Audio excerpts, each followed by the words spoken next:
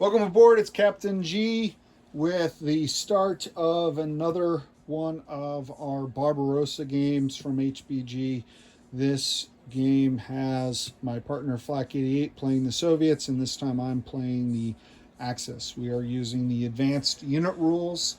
We're playtesting a number of the rules that we did in the last version. Hopefully you saw Flak 88's preview video where he went through the rules in a little more depth on what we're testing here. And we're not using the optional commanders rules, although you'll see me reference my army groups with the commanders just simply because I have those tokens from HBG already and I enjoy using them.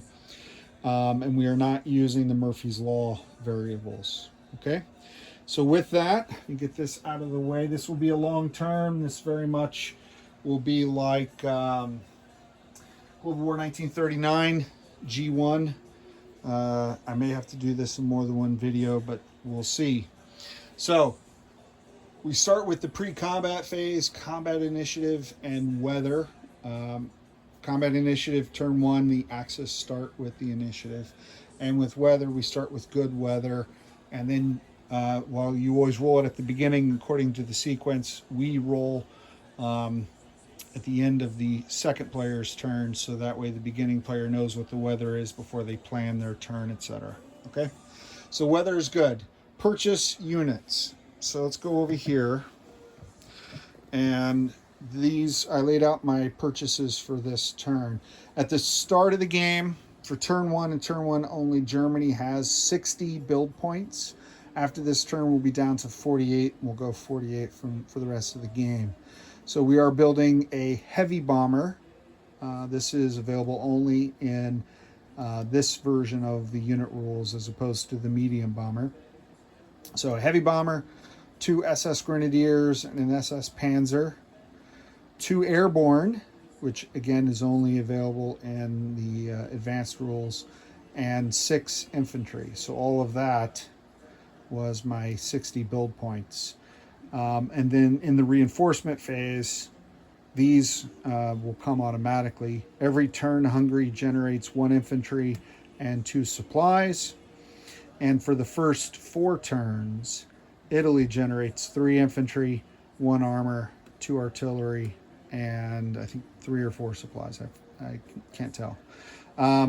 So that's their automatic. It doesn't come out of Germany's build points. All right. Let's start then with the strategic bombing, tactical bombing phase.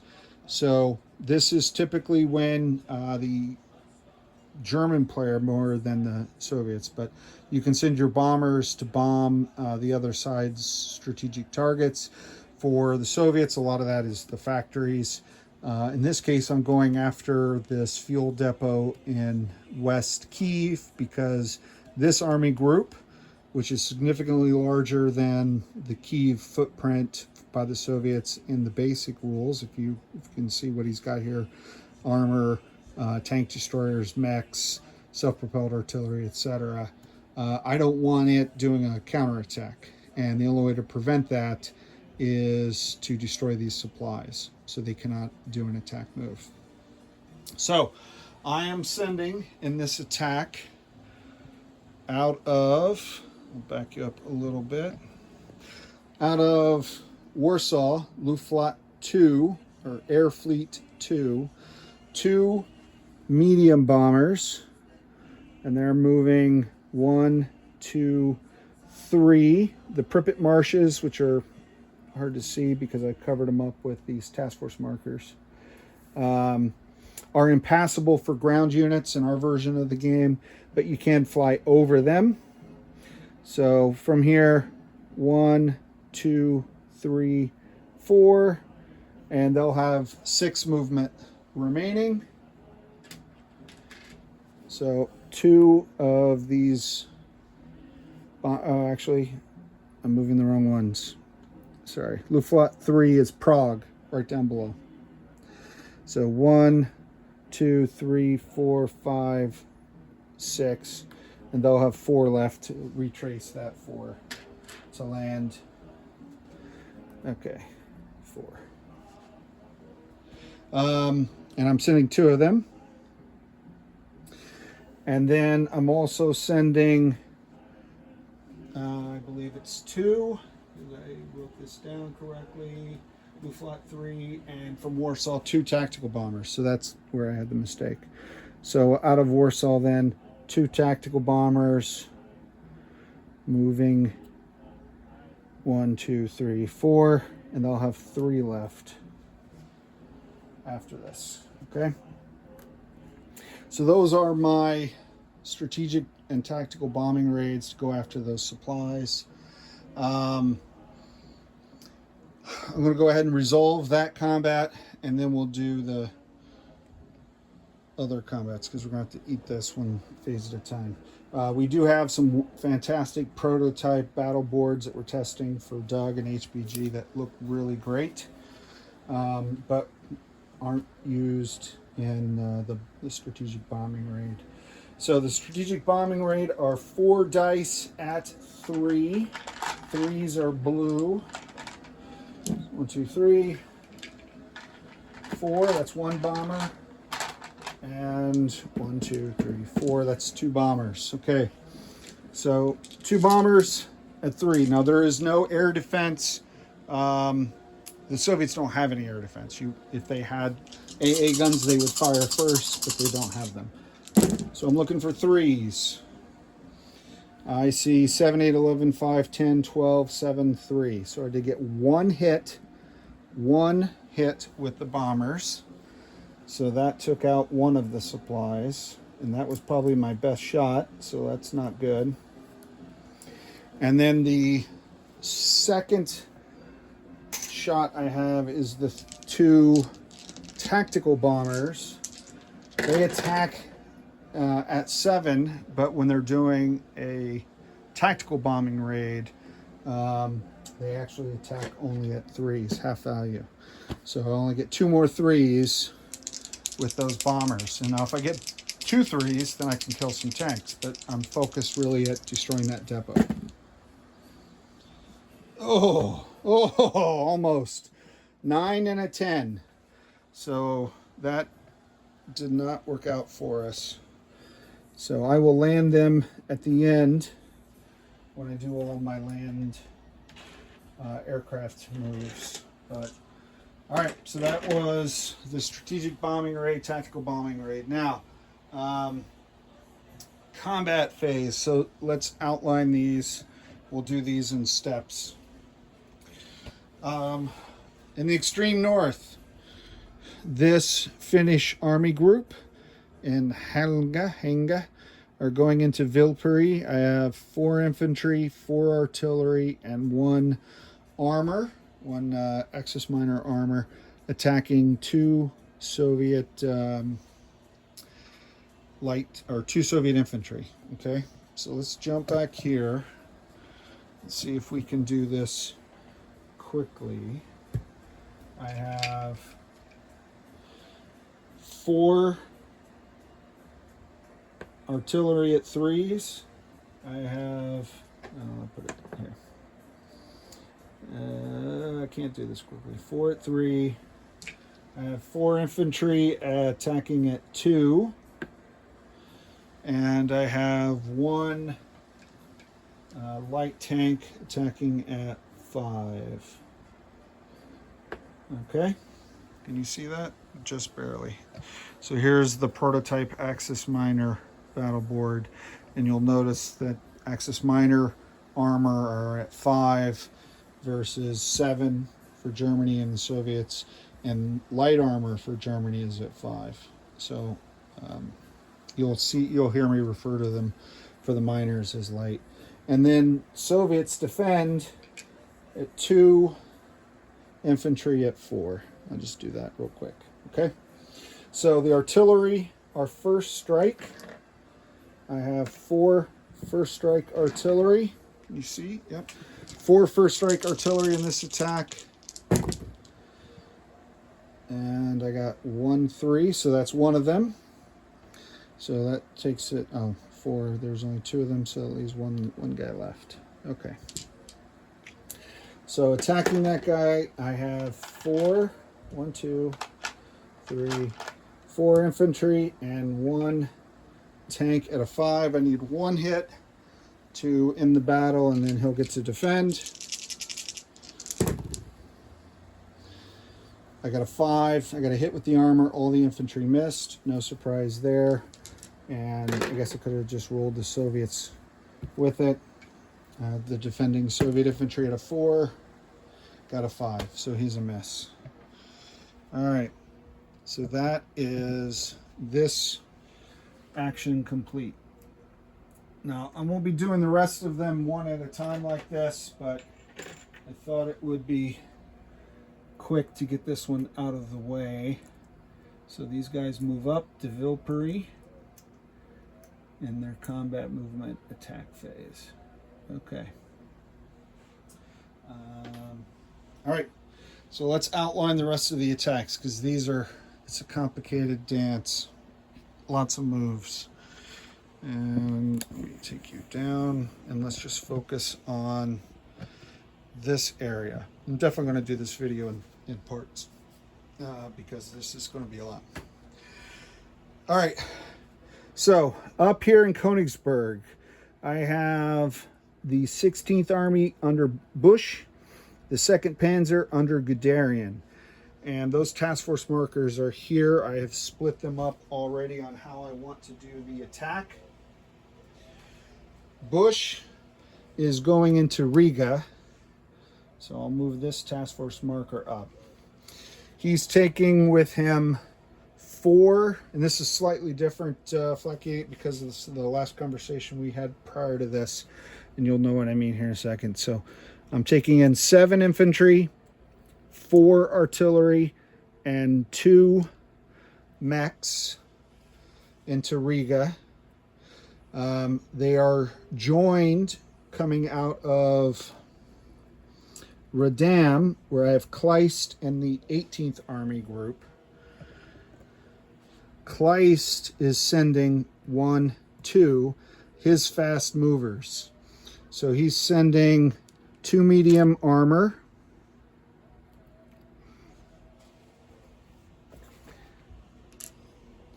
6 light armor to join that attack. Okay. From Danzig, Luftflotte 1, and make sure I have this right because I messed up the air last time.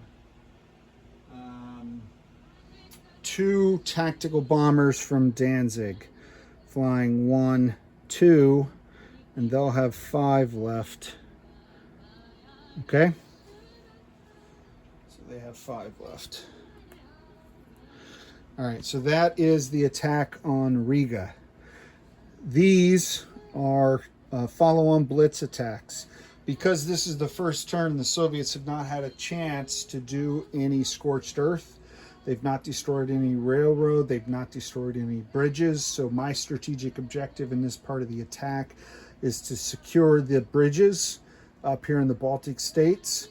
So in this game, any unit with movement 2 can blitz. So the 2 mechs from Königsberg moved 1, and they'll be able to move 2 here. So those 2 mechs will move into these 2 zones, assuming they survive this battle. So that's what this is for. Okay? So that's battle 1. Battle 2, here, across from Königsberg, is Knaus. And against this force, including this air, I'm sending Guderian and the 2nd Panzer, and his force will then, assuming they can take these guys out, will blitz into Vilna, where, again, compared to in the basic setup and the advanced setup, Flak 88 has a very heavy armor presence here in Vilna.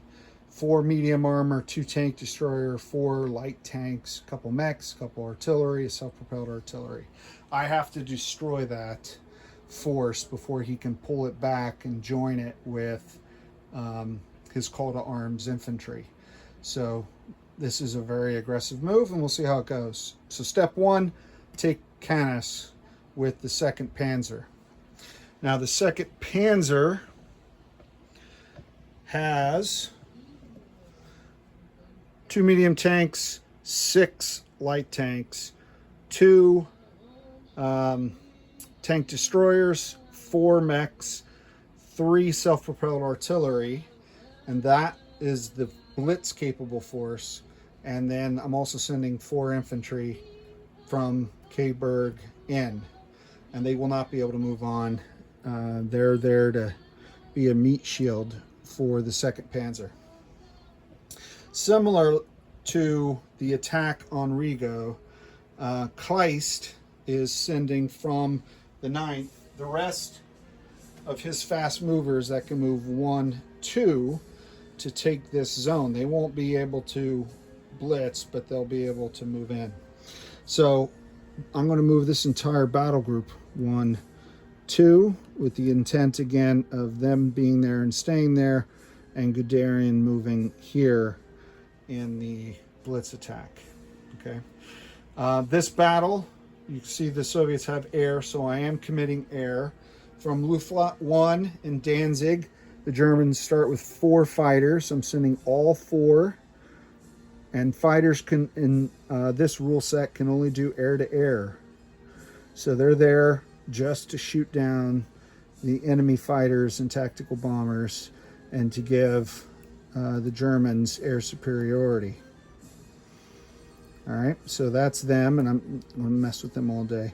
So those 4 fighters, and then that's Luftwaffe 1, Air Fleet 1. Air Fleet 2 is down here in Warsaw, and I have 1, 2, 3, 4, 5, 6 fighters, and I think I'm sending 2 up. So 1, 2, 3. So 2 of them will have only 1 movement left, and the others that move 2 will have 2 movement. Now, a bit of the details that we didn't really get into with the last game is tactical aircraft, so TAC bombers and fighters. You can land in the zone that you take that turn, or any other zone. You don't have to go back to an airbase. We're playing that transports, medium bombers, and heavy bombers have to make it back to the airbase, but the other aircraft does not. So it gives you flexibility, but it also makes the aircraft subject to the weather. Okay, so that's attack 2, as well as the intent for Guderian to move on to Vilna. Now, if he moves on to Vilna, I am sending air support directly there. Air cannot blitz in this rule set, so the fighters can't continue on. So let me just make sure I didn't miss any. I did not. So Vilna, I'm sending from Warsaw the 2 remaining tactical bombers. So they're flying 1, 2, 3. And then from Warsaw, 1, 2, 3. So, and from Warsaw, I'm sending all 4 of the tactical bombers that are in that air fleet.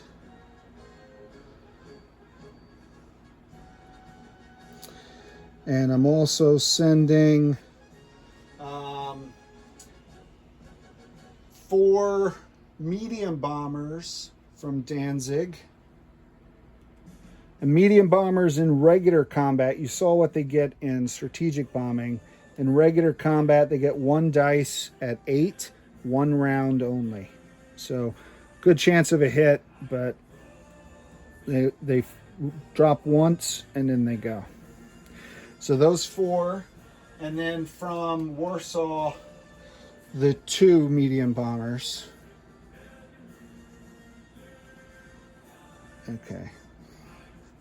All right, and they're going to have to return to the bases, and they have movement of 10, so that's fine. And then from Prague, Luftwaffe 3. No, that's, yeah, 4 tactical bombers. So from Prague all the way down here, this airbase, they're going to go 1, 2, 3, 4, 5. and they'll have 2 left, and I have 4 tactical bombers. I'll just put them in the Pripyat marshes. This is my big opening round. The course of the war depends on success here because I'm putting all my chips on Guderian and this Vilna attack. All right. You'll notice Ovinsk here has a blitz marker, and that's because 1 mech from Guderian, because Kleist's armor is not going to have movement left, is going to go in there. And again, my intent with putting these mechs out here is I need to control both sides of the river while I still have these bridges, because if he had this side and I had that side, he could still blow the bridge from his side, and I need to control those. So I need those lines of communication and supply open. Now what this will do with this group not going through Grodno or Brest, but going around, is if I'm successful, Vilna borders the Pripyat marshes. It will cut off all 3 of these land zones out of supply.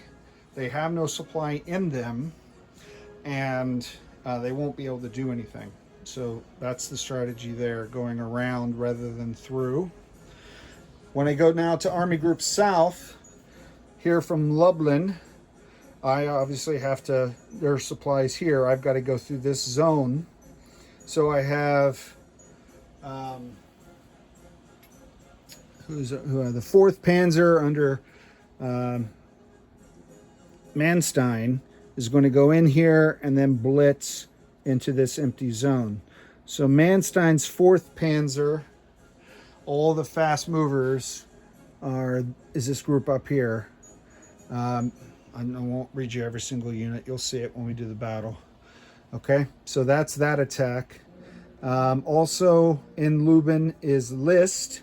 List has the 9th Army, and the 9th Army is just 5 infantry. And those 5 infantry are moving in. They're going to move into the attack, and then they're done. And what I'll do is this will allow me to capture the train, the supplies, and the truck. I just have to destroy those 3 infantry and all that air. So to address the air in this attack, from Luftflotte 1 is now totally expensed. Luftflotte 2, Air Fleet 2 in Warsaw, I have 4 fighters. So they're moving 1, 2.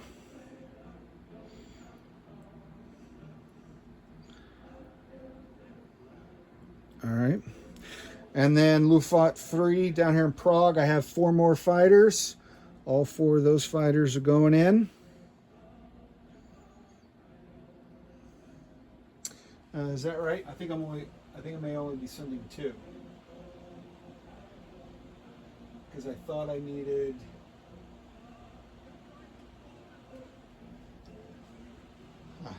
okay.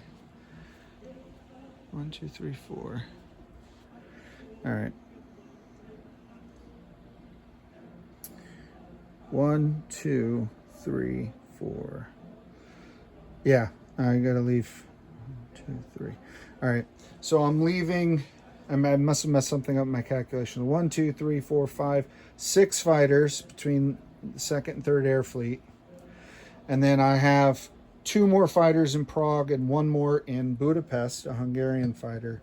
And I'm going to use them in non-combat to put up an air wall. 1, 2, 3. And all I have to do is land, 2, 3, lands at least one of those fighters here. And if you have fighters or AA, you prevent the enemy from flying over that zone in non-combat. They can obviously fly into the zone in combat.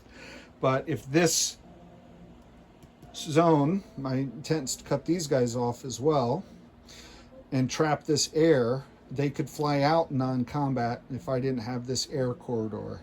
And again, those of you who watched the first game with Flak 88 saw him use this down in the Caucasus to great effect. So I'm borrowing a page from his strategy book. All right, so let's pivot. I still have Ramstedt in the 7th, and I think I'm sending those guys into Cowell as well. So the 7th Army, except for his slow movers, which are the infantry and artillery, but all of his fast movers are moving 1, 2 in here. So lists will be consolidated. He'll come back. He'll be given another command, and the 7th will move into that battle. Okay, so from Krakow 1, 2, and then Manstein will blitz into this empty zone. So now we go down to the second attack in the south, and that's to this zone, Centaurs, and I'm not sure, about 2 infantry and some supplies. In Austerlitz, I'm sending 2 light tanks. I ran out of sculpts, and I'm using armored car sculpts, but these are German light tanks. 1, 2. From says good, 3 Hungarian mechs, 2 Hungarian artillery, 1 Hungarian tank. And then from Bakau, 1 Romanian infantry. Okay. That's this force. And Kishkiv, just a walk-in, 1 Romanian infantry, and I'm sending a German mech from Paulus' 6th Army to go here. It's unopposed, and then blitz into this zone. And that was important for me. I wanted to close off these zones before I did the next attack, which the last attack I'm going to announce, and then I'll stop this video essentially. And the next video will be a bunch of dice rolling for those who love to watch dice be rolled. So more of what you saw before, and then I'll do a recap kind of at the end, non-combat movements and place new units, etc. Okay, so this attack is basically Paulus' 6th Army will blitz through this zone into Dachny, is my intent. Now he's got a bit of a speed bump here, and in this game the Soviet defenders have the option of retreating, and depending on the weather there are different variations of the retreat rules. So he may, I did in my game, you remember, I retreated these guys right away, and then my turn moved him into Odessa, and I held out there for a while. So I'm trying to avoid that. So Paulus is going to blitz into this, whether it's empty or whether these guys have retreated into it. I'm going to pursue them with this 6th Army, minus the infantry and the artillery, because they can only move 1 zone. So the 6th Infantry and the 1 German artillery, as well as 3 Romanian artillery and 4 Romanian infantry. And then from Galati, I have 1 Romanian armor that can blitz, 1, 2, so he's going to move with Paulus. I've got 6 more infantry and 4 more artillery, which is good, but I hit at 3s. And then finally, all the way down here in the extreme south is Constanta, and I have 3 Romanian infantry and 2 Romanian artillery, all attacking into this zone. So that covers all 3 of the battles in the south, 1, 2, 3, as well as the blitz. We covered the 2 massive battles in the north, as well as the potentially early game deciding blitz move by Guderian into Vilna. And we already resolved the easy one and the attack in the north. So that is all of the Axis combat moves. Join me if you dare in the next video, which will be the combat roles. For Flak 88, this is Captain G, over and out.